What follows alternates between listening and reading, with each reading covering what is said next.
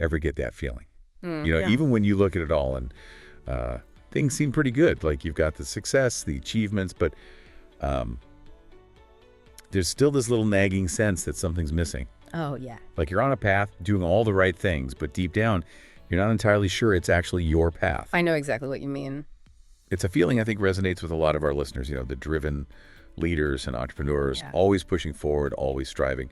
But sometimes that striving can lead you away from what truly matters. And You're not here to survive. You're here to live on purpose. My name is Markus Spenger and I'm a high performance coach. And within this show, we're going to reflect on purpose, on clarity, on focus in your life. So enjoy this episode reflecting my content from the Bleibe Anders podcast from Austria. And if you really like the show, well, hit the subscribe button and leave also a comment there, and talk to you soon. And now let's have fun with the rest of the show. You away from what truly matters. And that's exactly what we're going to dig into today. We're diving deep into some seriously insightful ideas from Markus Spenger's Bleibe Anders podcast. This will be good. We're not just going to try to figure out why that feeling, that quiet desperation creeps in, but we're going to look at some practical, immediately useful insights that can help you, listening right now, steer toward a life that's more aligned, more fulfilling starting today. Love that. That's a great way to frame it. Actionable insights, not just theory. Exactly. Because Spenger brings up these really crucial questions about how we can get stuck, just going through the motions, mistaking motion for actual progress. And that's the trap we want to help you avoid. Right. Because what often happens is, especially with high achievers, there's this, almost a blind spot. You've gotten so good at setting goals and crushing them. Right. But have those goals always been deeply personal? Or have some of them been, driven by what you thought you should be doing by external expectations? That's a huge distinction, yeah. It really is. Because if you're looking for genuine satisfaction, a real sense of purpose that fuels you, not just burns you out, you got to get clear on that difference. It's about finding that internal compass, that true north that guides your decisions. So let's get into one of the most, I guess you could say, stark concepts Spenger lays out. He talks about this idea of people having died at 25 but getting buried at 80. Whoa. Okay, that's a powerful image. It is, and it's blunt, maybe a little jarring. But it hits home, doesn't it? That feeling of lost vitality, that sense that the dreams, the vibrant aspirations you had when you were younger, they've just been kind of put on hold. Maybe indefinitely. It's like that spark gets dimmed, Life starts to feel more like a routine than an adventure. Exactly. Yeah. So I want you to think about the last year, right now. Just take a moment. Were your days mostly filled with things that energized you, things you actually looked forward to? Or were you mostly just going through the motions, ticking boxes, doing what you felt you had to do? Oof. That's a question we all need to ask ourselves regularly. It is. Be honest with yourself. Yeah. Where do you fall on that spectrum right here, right now? It's so easy to drift away from those early dreams, those things that lit you up. And what often contributes to that is, think about the people you're surrounded by, your family, your friends, your colleagues. Yeah. They're not necessarily bad influences, not at all, but they can almost unconsciously create these expectations, these norms that subtly pull you away from your own internal compass. Subtle, yeah. It's not like anyone's deliberately trying to sabotage you. Right. Have you ever noticed how certain dreams you had when you were younger, they just seem almost foreign now? Was that really me who wanted that? I know what you mean, yeah. That's often the result of this, gradual erosion. You start out with this crystal clear vision, so excited about the future you're going to build. Right. And then day by day, as you're dealing with the pressures of life, the shoulds and all that, the edges get a little softer, the focus gets a little blurrier. Daner talks about how so many people end up just drifting into this routine. Yeah.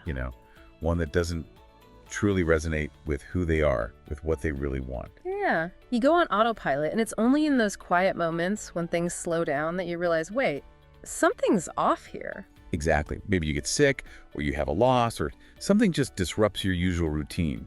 And suddenly, you have the space to see that misalignment, and it can hit you hard. Okay, so then Spenger highlights another really powerful trap we often fall into, especially, I think, the high achievers listening. It's that relentless pursuit of achievement. Oh, yeah. The hustle, the grind, always got to be pushing, got to be achieving. And tied in with that is the, well, the iron grip of our habits. Habits are powerful. They are. It's like we're conditioned by society, sometimes even by our own internal drive, you know, to believe that we need to perform, and then you have things, and then finally you are somebody. Perform, have, be. It's a toxic equation, isn't it? It really can be. We chase the next milestone, you know, the bigger house, the fancier title, the more impressive, whatever. Like those external things are going to unlock some kind of inner peace, you know, finally make us feel content. And the crazy part is, even when we achieve those things, it's often like, okay, what's next? What's the next thing I gotta get? Right. And Spenger points out something really interesting. He says that all those achievements, all those things we accumulate, the possessions, the status, even the years we invest in a certain career, they can actually make it harder to change course, even if you realize you're on the wrong track. Yeah, because you think, I've put so much into this, how can I possibly walk away now? It's the sunk cost fallacy. And then, on top of that, you've got those habits I mentioned, those deeply ingrained routines. Yeah. They become so comfortable. Comfort can be dangerous. It can, especially if it's keeping you stuck in a situation that's not truly fulfilling. So think about your daily schedule right now. How much of it is driven by conscious choices, things that align with your values, things that actually matter to you? Good question. And how much is it just, you know, what you've always done? It takes serious effort to break those patterns, even when you know, intellectually that they're not serving you. And to make matters worse, we often don't even realize we're stuck in those patterns until it's too late. And that brings us to another really fundamental question Spenger asks. He says, look, when it's all said and done, when you look back on your life, what's going to remain from this way of living? That's deep. It is. He reminds us that our time is finite. It's limited. So you've got to zoom out beyond the daily grind and really look at the bigger picture.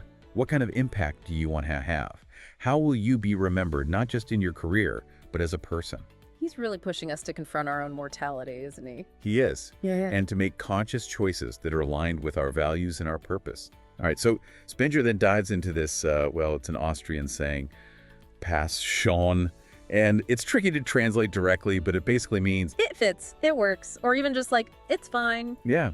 And he tells this fantastic anecdote about his wife who's German. And her first encounters with this phrase, it really highlights the nuances of how it's used.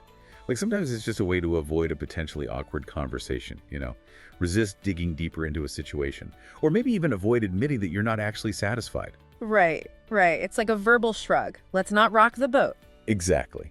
And think about it. Have you ever found yourself using a similar phrase, even when things weren't truly fine? Oh, absolutely. It's all good. No worries. We've all got our go-to phrases to smooth things over. And Spenger's point is, this past grand mentality, it can become a form of self-deception.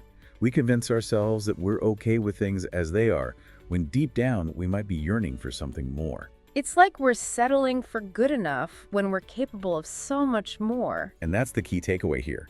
Spenger wants us to break through that past grand barrier, to acknowledge when things are not okay. Because that honest admission, that's where real change begins. Admitting there's a problem is the first step to solving it. Exactly. And to illustrate this idea of feeling stuck, Spenger uses this really evocative analogy. He asks us to picture life as a journey. You're driving along, sometimes on highways, sometimes on these quieter country roads. And along the way, there are rest stops. Ooh, I like this analogy. Me too. It's powerful. And because we all need those rest stops, those moments to pause, to recharge, to take stock of where we are. Makes sense. But here's the thing. He points out that people react to these rest stops in different ways. Some get resentful. You know, they're watching everyone else continue on their journeys, seemingly making progress, while they feel left behind. Yeah. Comparison is the thief of joy, as they say. Others, they kind of set up permanent camp at the rest stop. They get comfortable, maybe even a little scared to venture out again. So they never really get back on the road. And then there are those who, well, they're stuck in a loop. They drive around and around within the rest stop itself.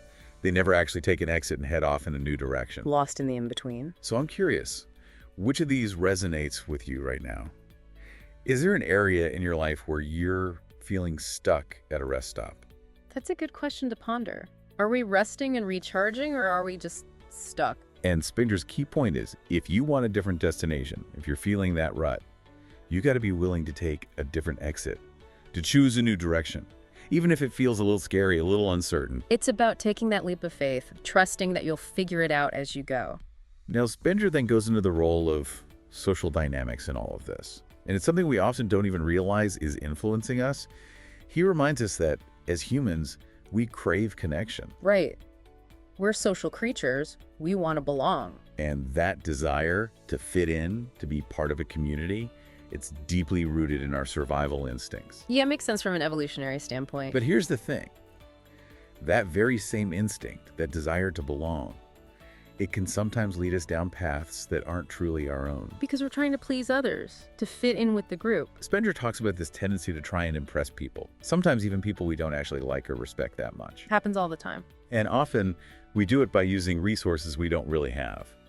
Like, we go into debt for a fancy car or a bigger house just to project a certain image.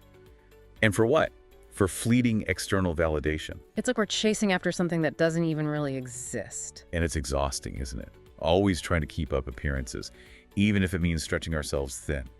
So Spenger asks us to consider, how much do those around us actually care about our latest achievement or our new car or whatever it is we're trying to impress them with? Probably not as much as we think they do. Probably not. And then Spenger brings up this really interesting Austrian cultural nuance. He says, there's often this strong undercurrent of envy in social interactions. Oh, that's fascinating. It is. So even if someone outwardly seems dismissive or critical, maybe they're actually secretly admiring your efforts, even though they'd never admit it. That's why you can't rely on external validation. It's so subjective. Exactly. You've got to find your own internal validation. Now, Spenger also talks about how even our friendships, even those built on genuine care and shared history, can sometimes hold us back. In what way? Well, it's that dynamic, that unspoken agreement to, kind of share boredom. You alleviate my loneliness, I alleviate yours. But what happens when one person is ready to evolve, to move beyond that? It can cause friction. It can, even if it's unintentional. Those established social agreements, those comfortable dynamics, they can create resistance to change. It's like everyone wants you to stay the same because it's easier for them. And Spenger also points out that sometimes people, maybe subconsciously, want to keep those around them at a similar level. Because it makes them feel more secure. Maybe. It could be that they're afraid to confront their own insecurities if you start growing and changing. And here's a really insightful observation Spenger makes. He says, so many people are primarily preoccupied with what others think of them. It's true. We're all worried about how we're coming across. So while you're over there analyzing your every move, the people around you are probably more focused on their own image, how they're being perceived. It's kind of liberating when you think about it. It takes the pressure off, for sure. It does. And as Spenger wisely says, happiness dies in comparison. Constantly comparing ourselves to others, seeking that external validation, it prevents us from finding true contentment.